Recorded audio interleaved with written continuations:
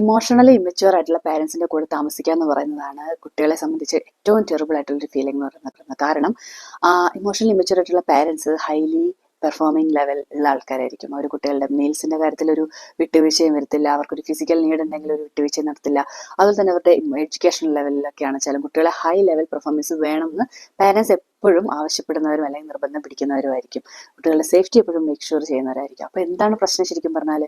പക്ഷേ ഇമോഷണലി അവർ അവൈലബിൾ ആയിരിക്കില്ല. അതാണ് ഇമോഷണലി ഇമ്മച്യൂർ പാരൻസ് എന്ന് പറയുന്നത്.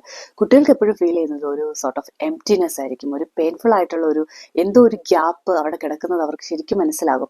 ഈ ടൈപ്പ് ഓഫ് പാരന്റിങ് സ്റ്റൈൽ അല്ലെങ്കിൽ ആ പാരന്റ്സിന്റെ കൂടെ ജീവിക്കുന്ന കുട്ടികൾ എന്ന് പറയുന്നത് പ്രിമച്യൂർ ആയിട്ട് തന്നെ അവർ അവരുടെ അഡൽട്ട്ഹുഡിലേക്ക് ചാടാൻ വേണ്ടിയിട്ട്, അതായത് ഈ ചൈൽഡ്ഹുഡ് എങ്ങനെയെങ്കിലും ഒന്ന് കഴിഞ്ഞാൽ മതി, എനിക്ക് എന്നിട്ട് എങ്ങനെയെങ്കിലും ഒന്ന് വലിയ ആളായി കഴിഞ്ഞിട്ടുണ്ടെങ്കിൽ എനിക്ക് എന്താ പറയുക, എനിക്ക് സെൽഫ് സഫീഷ്യൻ്റ് ആവാലോ എന്ന് എപ്പോഴും ആഗ്രഹിച്ചു പോകുന്ന കുട്ടികളായിരിക്കും. ഈ കുട്ടികൾക്ക് എപ്പോഴും ഒരു ഇമോഷണൽ ലോൺലിനെസ് ആയിരിക്കും തോന്നുന്നത്. അതായത് അവർക്ക് എപ്പോഴും ആരോടും ഒന്നും പറയാൻ പറ്റില്ല, അല്ലെങ്കിൽ ഇനി ആരോടെങ്കിലും പറയണമെന്നുണ്ടെങ്കിൽ തന്നെ അത് പാരന്റിനോട് പറഞ്ഞു കഴിഞ്ഞാൽ അവരിത് എങ്ങനെ എടുക്കുമെന്ന് അറിയത്തില്ലാത്തതുകൊണ്ട് പല കാര്യങ്ങളും മറച്ചു വെക്കാൻ നോക്കും. അപ്പോൾ ഒന്ന് കരഞ്ഞു കഴിഞ്ഞാലോ അല്ലെങ്കിൽ ഒന്ന് ദേഷ്യപ്പെട്ടാലോ ഒന്ന് വാശി പിടിച്ചാലോ അല്ലെങ്കിൽ മറ്റെന്ത് ഇമോഷൻസ് കാണിച്ചു കഴിഞ്ഞാലും അതിനെയൊക്കെ പാരന്റ്സ് ഡീൽ ചെയ്യുന്ന രീതി എന്ന് പറയുന്നത് മിക്കപ്പോഴും സെയിം ആയിട്ടുള്ള രീതിയായിരിക്കും. അതിലൊരു പ്രത്യേകിച്ച് ഒരു വാലിഡേഷൻസ് കൊടുക്കാണ്ട്, പ്രത്യേകിച്ച് ഒരു എമ്പതി കാണിക്കാതെ, നിങ്ങൾ കാണിച്ചുകൊണ്ടിരിക്കുന്ന ഇമോഷൻസ് എന്ത് തന്നെയാണെങ്കിലും അതിന് വലിയ വാല്യൂ ഒന്നുമില്ല, അത് പ്രത്യേകിച്ച് എനിക്കൊന്നും ചെയ്യാനില്ല എന്നുള്ള ഒരു മെന്റാലിറ്റി ആയിരിക്കും പാരൻസിന്റെ ഭാഗത്തു നിന്ന് കിട്ടുക. അപ്പൊ ഇങ്ങനെ വളരുന്ന കുട്ടികൾക്ക് എന്ന് പറഞ്ഞിട്ടുണ്ടെങ്കിൽ ഒരു ഇമോഷണൽ കണക്ഷൻ അത് ഉണ്ടാക്കിയെടുക്കാൻ ഭയങ്കര പാടായിരിക്കും. ഇപ്പൊ സ്കൂളിൽ പഠിക്കുമ്പോഴായിക്കോട്ടെ അല്ലെങ്കിൽ ഫ്രണ്ട്സിന്റെ അടുത്തുനിന്ന് ആയിക്കോട്ടെ,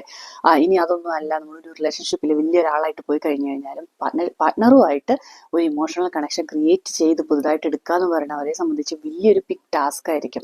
അതുപോലെ ഇമോഷൻസിനെ എപ്പോഴും ഷട്ട് ഡൗൺ ചെയ്യുക അല്ലെങ്കിൽ ഒരേ രീതിയിൽ തന്നെ കൈകാര്യം ചെയ്യുന്ന പാരൻസ് ആയതുകൊണ്ട് തന്നെ അവിടെ അവർക്ക് എംപ്റ്റിനെസ് ആയിട്ടുള്ള ഒരു ഫീലിംഗ് മാത്രമായിരിക്കും അവിടെ സ്പേസ് ഉണ്ടാവുള്ളൂ.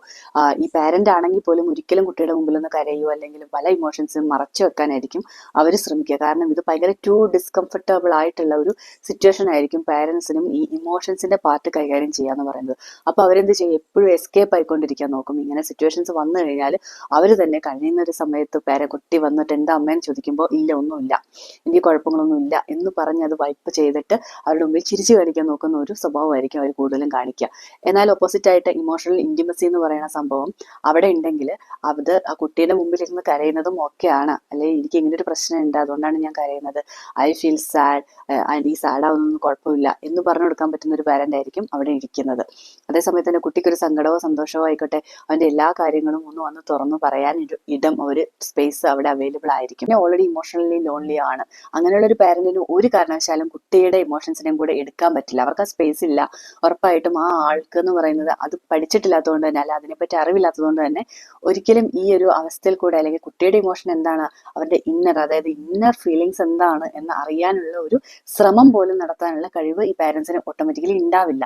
അപ്പൊ അത് അവരുടെ കുറ്റമായിട്ട് ഞാൻ പറയുന്നതല്ല, പക്ഷെ ഒരു കാരണവശാലും അത് അവയർനെസ് ഇല്ല എങ്കിൽ നമുക്ക് അണ്ടർസ്റ്റാൻഡ് ചെയ്യാൻ പറ്റില്ല. അപ്പൊ അങ്ങനെയുള്ള സ്ഥലങ്ങളിലാണ് കുട്ടികൾ എപ്പോഴും മറ്റു റിലേഷൻഷിപ്പിലേക്ക് പോവുക, ട്രബിൾസിലേക്ക് കയറുക. അപ്പൊ ഈ ഒരു എൻവയോൺമെന്റിൽ വളർന്നു വരുന്ന കുട്ടികൾ എങ്ങനെയാണ് അത് ഹാൻഡിൽ ചെയ്യാന്ന് വെച്ചിട്ടുണ്ടെങ്കിൽ അവരെപ്പോഴും മറ്റുള്ളവർക്ക് വേണ്ടിയിട്ട് അവൈലബിൾ ആവാൻ നോക്കും. നമ്മുടെ ഇമോഷൻസ് അത് എന്ത് തന്നെയാണെങ്കിലും അതിന് സെക്കൻഡ് പ്രയോറിറ്റി കൊടുക്കാൻ നോക്കും. എപ്പോഴും എല്ലാവരോടും യെസ് പറയാൻ പഠിക്കും. കാരണം എന്താണ്, അവർക്ക് ഭയങ്കരമായിട്ട് ഫിറ്റ് ഇൻ ചെയ്യണം.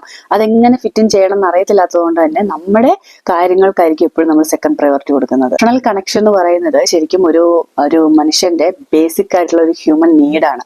അപ്പൊ ഇമോഷണലി ഇമ്മച്യൂർ ആയിട്ടുള്ള പാരന്റ്സ് ആണ് നിങ്ങൾ, അല്ലെങ്കിൽ നിങ്ങളുടെ പാരന്റ്സ് അങ്ങനെ ആയിരുന്നു എന്നുണ്ടെങ്കിൽ ഉറപ്പായിട്ടും ആ ഒരു കണക്ഷൻ നിങ്ങൾക്ക് ഉണ്ടാക്കിയെടുക്കാൻ വേണ്ടി നിങ്ങൾ ട്രൈ ചെയ്യുവാണെങ്കിൽ മാത്രമായിരിക്കും നിങ്ങൾക്ക് നിങ്ങളുടെ കുട്ടിയായിട്ടും കണക്ട് ചെയ്യാൻ പിന്നെ പറ്റുന്ന ഒരു സിറ്റുവേഷൻ ഉണ്ടാവുള്ളൂ. കാരണം ഓൾറെഡി അവിടെ ഒരു വലിയൊരു ഹ്യൂജ് ഗ്യാപ്പ് ഇവിടെ വന്നിട്ടുണ്ടെങ്കിൽ ആ ഗ്യാപ്പ് താണ്ടി ഇപ്പുറത്തേക്ക് സഞ്ചരിക്കുക എന്ന് പറയുന്നത് ഭയങ്കര പാടായിരിക്കും. അതുകൊണ്ട് നിങ്ങൾ അനലൈസ് ചെയ്യാൻ ശ്രമിക്കുക. നിങ്ങളുടെ റിലേഷൻഷിപ്പോ നിങ്ങളുടെ പാരന്റുമായിട്ടുള്ള റിലേഷൻഷിപ്പ് എത്രത്തോളം സ്ട്രോങ് ആണ്, അവിടെ ഒരു ഇമോഷണൽ മെച്യൂരിറ്റി ഉണ്ടായിട്ടുണ്ടായിരുന്നോ, എനിക്കെല്ലാം പറയാൻ പറ്റുന്ന ഒരു ഇടമായിരുന്നോ, ഇനി അങ്ങനെ അല്ലായിരുന്നു എന്നുണ്ടെങ്കിൽ ഞാനിപ്പോൾ എൻ്റെ കുട്ടീനോട് എന്താണ് കാണിക്കുന്നത്, അവരെ എല്ലാം ഇത് പറയാൻ പറ്റുന്ന ഒരു അവസരം ഉണ്ടോ, അതെന്താണ് ഇല്ലാത്തത്. ഈ ഇമോഷണൽ ഇമ്മച്യൂർ പാരന്റ്സ് എന്ന് പറയുന്നത് തന്നെ 4 ടൈപ്പ് ഉണ്ട്. അത് ഇതിനേക്കാളും ഇൻട്രസ്റ്റിംഗ് ആയിട്ടുള്ള സംഭവമാണ്. അത് ഞാൻ നിങ്ങൾക്ക് അടുത്ത വീഡിയോയിൽ ഷെയർ ചെയ്യും. അപ്പൊ നിങ്ങൾക്ക് ചെയ്യാൻ പറ്റുന്ന ഒരു കാര്യം എന്ന് പറയുന്നത് നിങ്ങൾ കുട്ടിയുമായിട്ട് ഒന്ന് സംസാരിക്കാൻ ട്രൈ ചെയ്യുക. പലപ്പോഴും 1-on-1 ടൈം കൊടുക്കാൻ വേണ്ടി ട്രൈ ചെയ്യുക. അപ്പോൾ ആ സമയങ്ങളിലെല്ലാം മേക്ക് ഷുവർ ചെയ്യാം അവർക്കൊരു സ്പേസ് നിങ്ങൾക്ക് കൊടുക്കാൻ പറ്റുന്നുണ്ട് എന്നുള്ളത്. അതായത് ആ കുട്ടിക്ക് എല്ലാ കാര്യവും നിങ്ങളുടെ അടുത്ത് ഒന്ന് പറയാൻ പറ്റുന്നുണ്ട്, ജഡ്ജ്മെന്റ്സ് ഇല്ലാത്ത നിങ്ങൾക്ക് അത് കേൾക്കാൻ പറ്റുന്നുണ്ട്, അവരുടെ കാര്യങ്ങൾക്ക് നിങ്ങൾക്ക് ഒരു നല്ല ലിസണർ ആവാൻ പറ്റുന്നുണ്ടെന്നുള്ളത് നിങ്ങൾ ഉറപ്പുവരുത്തുക. അത് ഇൻ കേസ് കുട്ടികൾക്ക് അങ്ങനെ പറയാൻ ഇപ്പോഴും കംഫർട്ടബിൾ ആയിട്ട് പറ്റുന്നില്ല എന്നുണ്ടെങ്കിൽ മോർ കണക്ഷൻ ടൈം എടുക്കുക. അത് മാത്രമാണ് ഒരു സൊല്യൂഷൻ ഉള്ളത്. അതായത് കുട്ടികളെ അണ്ടർസ്റ്റാൻഡ് ചെയ്യാൻ നന്നായി ശ്രമിച്ചു കഴിഞ്ഞാൽ ഉറപ്പായിട്ടും അവർ നമുക്ക് ആ ഒരു വാതിൽ ഓപ്പൺ ചെയ്ത് തരും.